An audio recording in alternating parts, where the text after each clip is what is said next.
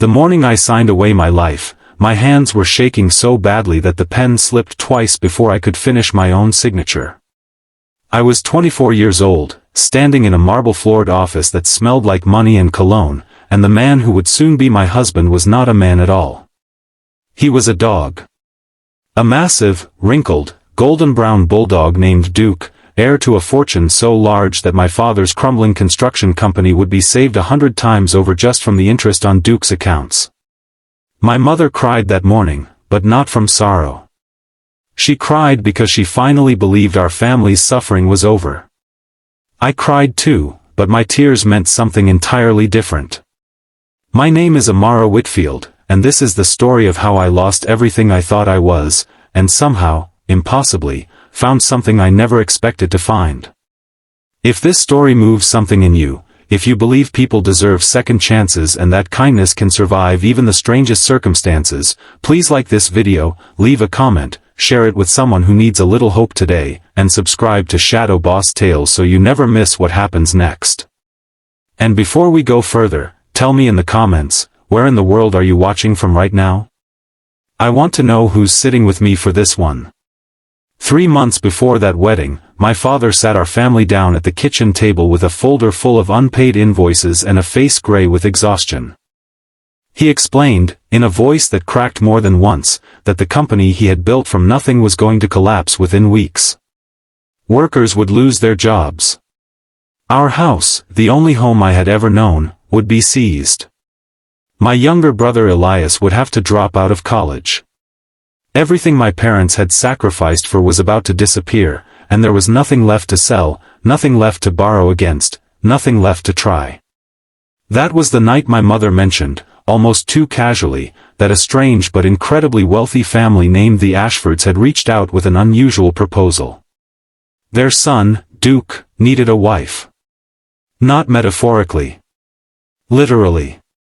Duke was, by some cruel twist of science or fate that nobody in town fully understood, a bulldog who had inherited controlling shares in one of the largest holding companies in the country after his eccentric owner, old Mr. Ashford, passed away and left everything to the dog he called his only true family. The board of directors needed a human face, a legal spouse, to stabilize the company's image and satisfy a bizarre clause in Mr. Ashford's will. In exchange for my hand in this marriage, the Ashford family would pay my parents $12 million. I remember laughing when I first heard it, thinking it was some kind of sick joke. But my mother's eyes did not laugh with me. She held my hands across the table and told me that she hated herself for even considering it, that she would rather beg on the street than see me hurt, but that she did not know how else to save Elias, save the house, save what remained of our family's dignity. I watched my strong, proud mother break down into sobs, and something inside me shifted. I told them I would do it. Not because I understood it, not because I believed it made any sense, but because I loved them more than I feared the unknown. The wedding itself was a surreal blur of cameras and lawyers disguised as guests. I wore a dress my mother had altered from her own wedding gown, and I stood beside a dog wearing a tailored cream suit and a black bow tie, his handlers arranging his paws for photographs as if this were the most normal thing in the world. Reporters from business channels stood behind velvet ropes, more interested in stock projections than in the bride's trembling hands. I remember looking at Duke's face during the ceremony, expecting to feel nothing but humiliation, but instead I saw something unexpected in his cloudy brown eyes. He looked tired. He looked, in his own animal way, just as trapped as I felt. The weeks that followed were the loneliest of my life. I moved into the Ashford estate, a sprawling gray stone mansion on the edge of the city, where staff addressed me as Mrs. Ashford with polite indifference and avoided my eyes whenever Duke was mentioned. I ate dinner alone at a table built for 20. I wandered hallways lined with portraits of a family that would never accept me as anything more than a transaction. My only companion, ironically, became Duke himself. At first I resented him, blamed him for a life that no longer felt like mine. I would sit across the room from him in silence, refusing to acknowledge the absurd creature who had become my legal husband. But dogs, even ones burdened with impossible inheritances, do not understand cruelty the way people do. Duke never once looked at me with anything but a strange, patient gentleness. He would rest his heavy head near my feet when I cried at night, not understanding why, only understanding that I was in pain. It was Marcus Reyes, the estate's longtime groundskeeper, who first told me the truth about Duke's life. Marcus had worked for the Ashford family since before Mr. Ashford's death, and he remembered a different kind of home, one where an old man without children of his own poured every ounce of love he had into a dog who never asked for wealth or power. Marcus told me that Mr. Ashford's relatives, cold and calculating people who had abandoned him for years, only resurfaced when they smelled inheritance money, and that the old man's final decision to leave everything to Duke was his last act of protest against a family that never truly loved him. Marcus said the board's insistence on this marriage was never about tradition or legality. It was about control. Certain executives wanted a human wife they believed they could manipulate into signing away Duke's assets that were legally his and could not be touched without the consent of a spouse. I was never meant to be a companion. I was meant to be a pawn, a signature waiting to happen. That revelation terrified me, but it also changed everything. For the first time since the wedding, I stopped seeing Duke as the reason for my suffering and started seeing him as someone who needed protecting, just as I did. I began spending real time with him, walking him through the estate's overgrown gardens, sitting beside him on the veranda as the sun went down, talking to him the way people talk to those who cannot judge them.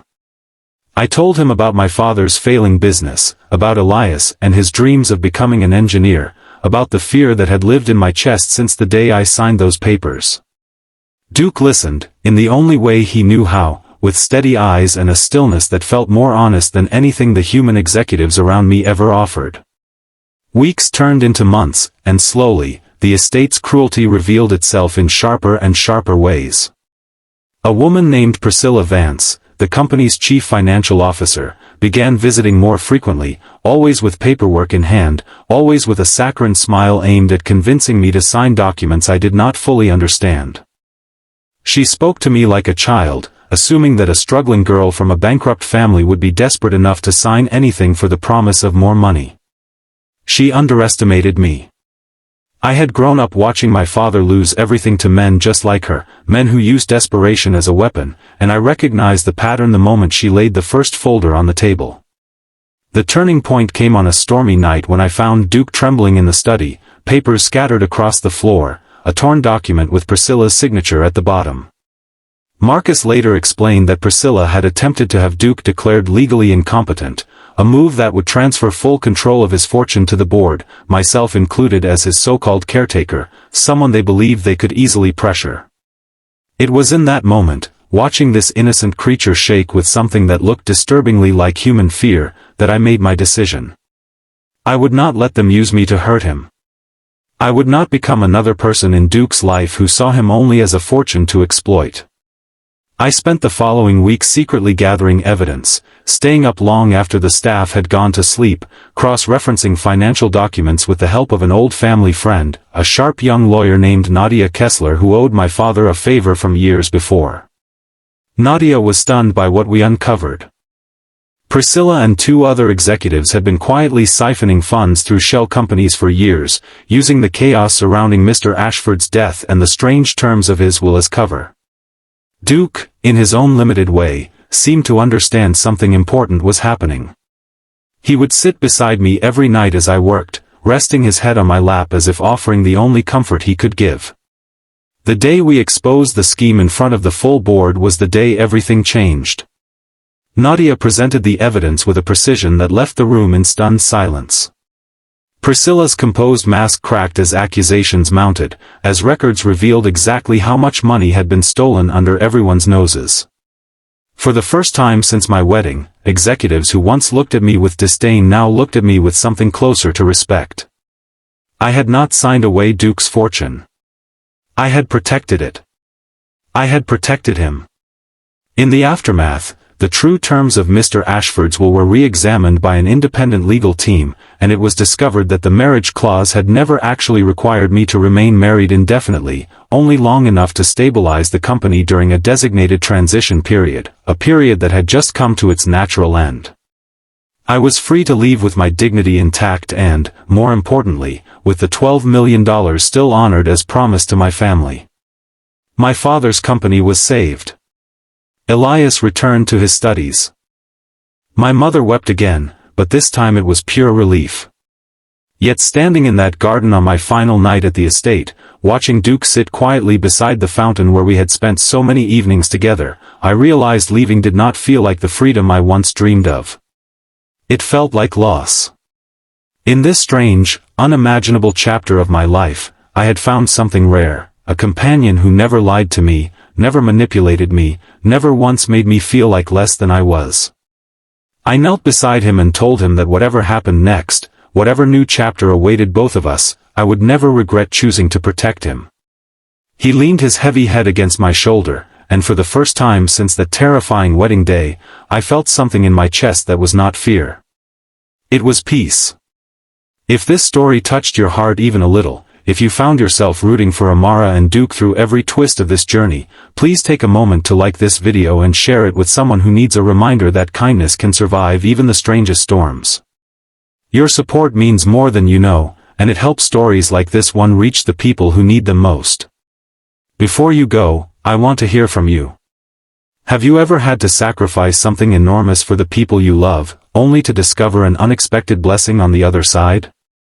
Please, share your thoughts in the comments below. I read every single one, and your stories matter just as much as this one. In the months that followed, I returned home to rebuild my relationship with my family, but Duke and I remained close, our unlikely bond becoming something the tabloids never quite understood and something I never tried to explain to strangers. My father's business flourished once more. Elias graduated with honors.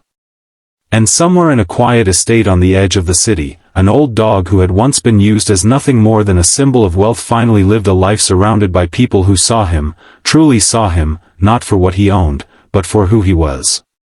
Sometimes the family we are given breaks us, and sometimes, in the strangest of places, we find a new one that puts us back together. This was never really a story about money. It was a story about being seen, about choosing compassion when cruelty would have been easier, and about discovering that love, in all its unexpected forms, always finds a way to survive.